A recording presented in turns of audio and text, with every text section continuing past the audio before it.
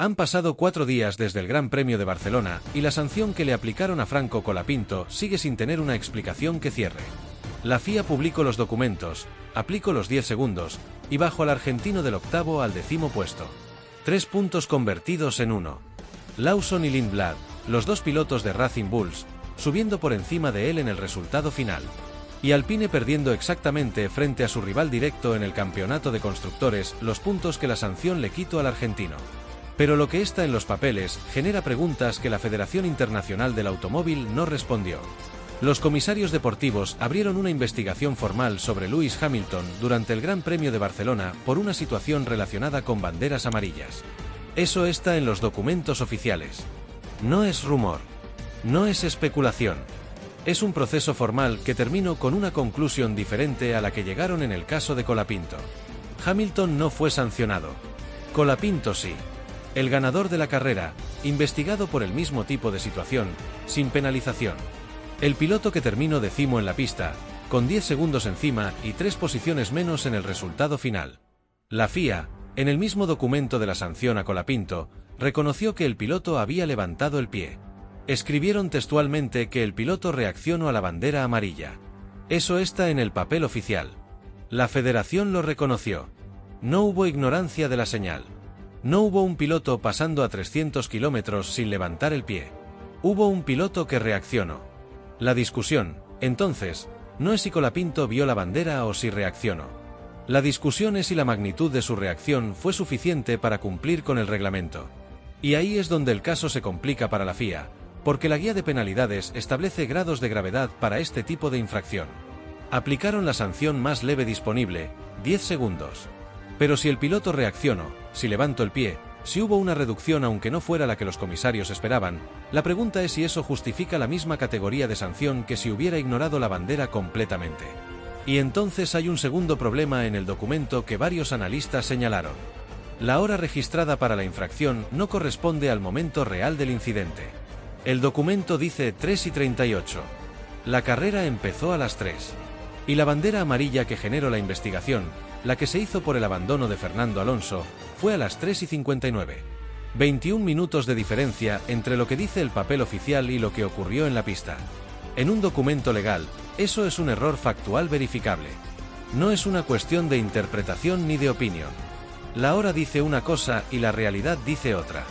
Y si la base factual del documento tiene un error de 21 minutos, la sanción que se deriva de ese documento puede cuestionarse formalmente. Alpine tiene que decidir esta semana si apela.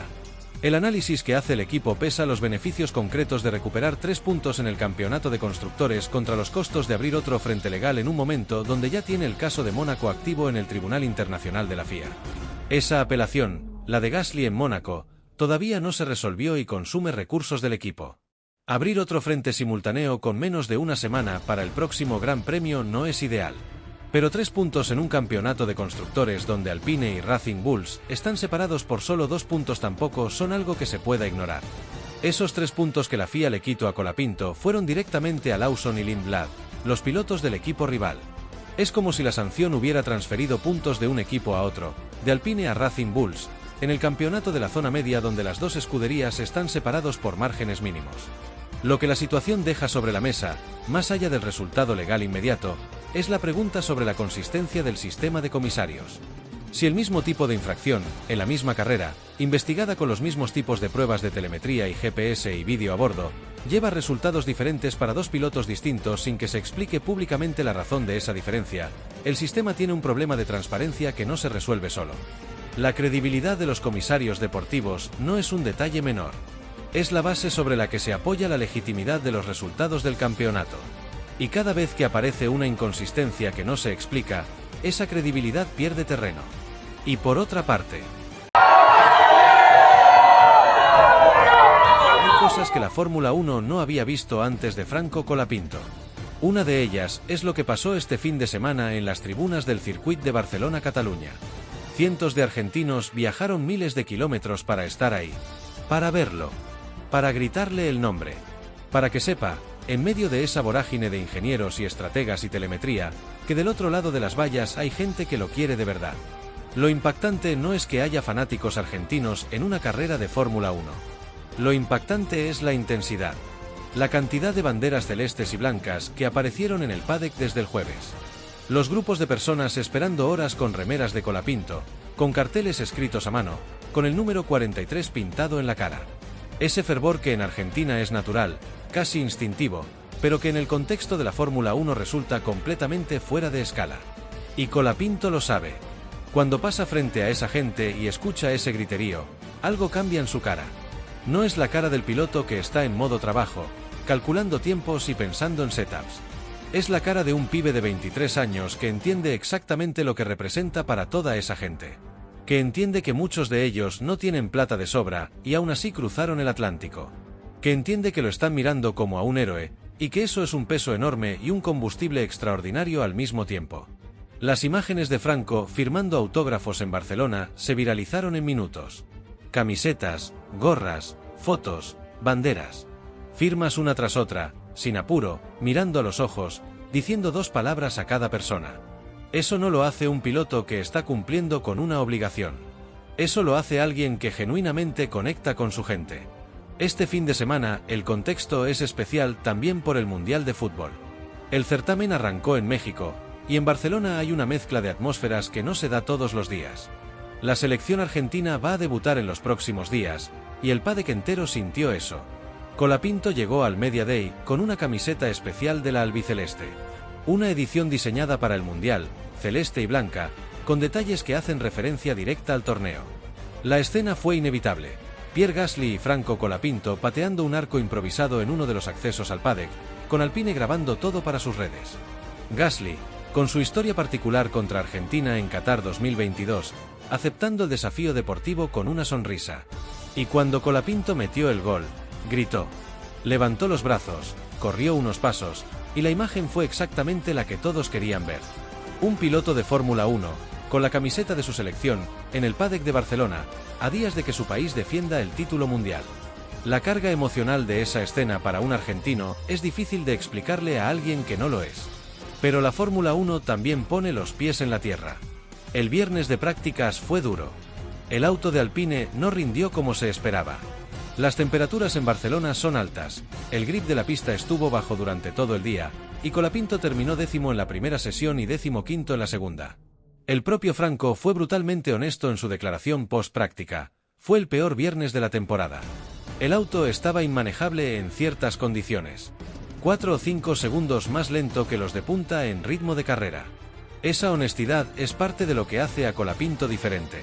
No busca excusas. No esconde los problemas detrás de frases diplomáticas. Dice lo que siente, lo que vivió, lo que no funcionó. Y eso, paradójicamente, genera aún más confianza en la gente que lo sigue. Esos argentinos en las tribunas no están ahí porque Colapinto gane carreras todos los domingos. Están porque Franco les da algo que la Fórmula 1 pocas veces regala: autenticidad. Un piloto que habla como habla, que siente como siente, y que cuando ve las banderas de su país en una tribuna española no puede evitar que algo se le mueva adentro. El sábado llega la clasificación. El domingo, la carrera. Y en las tribunas de Barcelona, va a haber varios cientos de personas que cruzaron el mundo para estar ahí. Que no se van a ir a casa sin verlo pelear. Y por otra parte,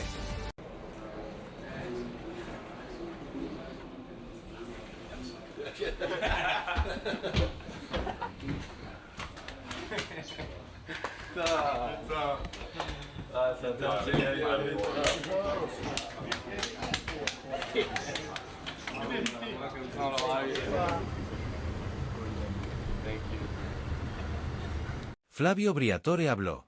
Y cuando Briatore habla en la Fórmula 1, el paddock entero presta atención. No porque siempre diga lo que uno quiere escuchar, sino porque rara vez dice algo sin tener una razón para decirlo. El hombre que resucitó Renault, que construyó imperios en el pit lane, que volvió a Alpine como asesor ejecutivo con más poder real del que muchos directores técnicos han tenido en sus vidas, abrió la boca sobre Franco Colapinto. Y lo que dijo no fue lo que muchos esperaban.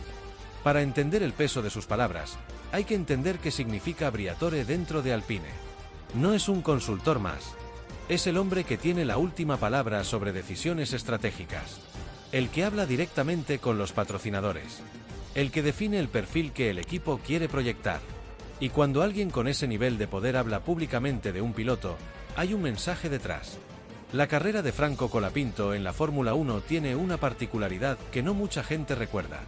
Antes de ser piloto titular de Alpine en 2026, Colapinto pasó por Williams.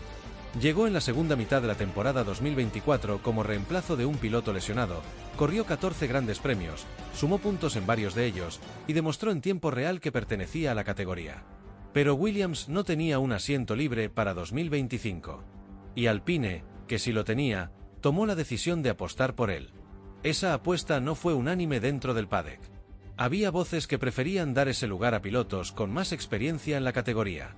Briatore fue uno de los que defendió la decisión de traer a Colapinto. Y desde entonces, ha seguido de cerca cada fin de semana, cada resultado, cada declaración. Lo que Briatore señaló en sus últimas declaraciones tiene que ver con el camino de largo plazo. No habló de resultados inmediatos. No habló de si Colapinto va a estar en los puntos este domingo en Barcelona. Habló de proceso, de construcción, de lo que se construye cuando un piloto joven tiene el entorno correcto. Y la conclusión implícita es que ese entorno, dentro de Alpine, existe.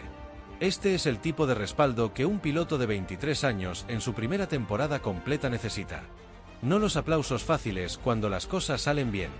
El apoyo real cuando el viernes fue el peor de la temporada, cuando el alerón no llegó, cuando el auto estuvo a años luz de los de punta. Eso es lo que Briatore transmitió. Y Alpine, como equipo, está construyendo algo diferente a lo que construyó en el pasado reciente. Durante años, la escudería tuvo la reputación de ser un lugar donde los pilotos no duraban, donde las decisiones internas eran más importantes que los resultados en pista, donde los equipos de ingeniería y los pilotos no siempre trabajaban en la misma dirección. Eso cambió, y la relación que Colapinto tiene con el equipo es parte de ese cambio. El vídeo del tour técnico que Franco hizo con Gasly por las zonas de trabajo de Alpine dice mucho de esa nueva cultura. Dos pilotos que se interesan genuinamente por entender el auto, que hablan con los ingenieros, que forman parte del proceso de desarrollo. Eso no existía en el Alpine de hace 3 años. Para Colapinto, el respaldo de Briatore tiene un efecto práctico inmediato, la seguridad de saber que tiene tiempo. Tiempo para desarrollarse, para aprender, para cometer errores y corregirlos. Esa seguridad cambia la manera en que un piloto joven corre. No con el miedo de que un viernes malo puede costarle el asiento, sino con la libertad de atacar, de arriesgar, de probar cosas en pista. Y eso se ve en la pista. En Barcelona, con el peor auto de la temporada, Colapinto atacó. Pidió cambios agresivos. Fue honesto sobre los problemas. No se escondió. Esa actitud tiene nombre. Es la actitud de un piloto que sabe que el equipo está de su lado. El futuro de Colapinto en Alpine parece sólido. Briatore habló, y lo que dijo apunta en una sola dirección. Pero antes de pensar en el futuro, hay un presente que atender. El sábado llega la clasificación en Barcelona, y Franco necesita encontrar ese auto que el viernes no apareció. La historia sigue escribiéndose. Y por otra parte... Por eso, con Renault. Uy, mira Gasly. Enojadísimo, ¿no? Ah, perdón. Con Jordan, tenía razón. Me acordaba de amarillo, pero podía ser que... Claro. No, pero porque te acuerdas que también me confundí ahí porque el Renault tenía un poco de amarillo, pero me acuerdo que el auto era totalmente amarillo. Estuve allí cuando celebró Jordan la Cosworth, victoria. efectivamente. Bueno, Jordan Cosworth, bueno, eso pasó, Kimi terminó segundo, en definitiva, Kimi Raikkonen con el McLaren, que había sido dado como ganador. Y después, tercero, Fernando Alonso con el Renault. Fernando. El Gran Premio de Mónaco 2026 fue tan absurdo, tan descontrolado, que pasó algo que casi nunca se ve en la Fórmula 1. Hubo más penalizaciones que adelantamientos. Sí, leíste bien. En el circuito más prestigioso del mundo, donde se supone que corren los mejores pilotos del planeta, los comisarios repartieron sanciones como si fueran caramelos. Una atrás de otra. Y en el medio de ese tornado de castigos, el nombre que más se repitió en Alpine no fue casualidad. Pierre Gasly venía con bronca desde el sábado. El francés arrastraba un fin de semana raro, con un auto que no le respondía como él quería, y arriba de eso le cayó una sanción de 5 segundos por pasarse del límite de velocidad en los boxes.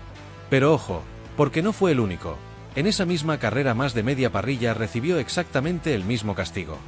Hamilton, Russell, Piastri, Stroll, Colapinto, el propio Gasly, todos pisaron de más en el pit lane.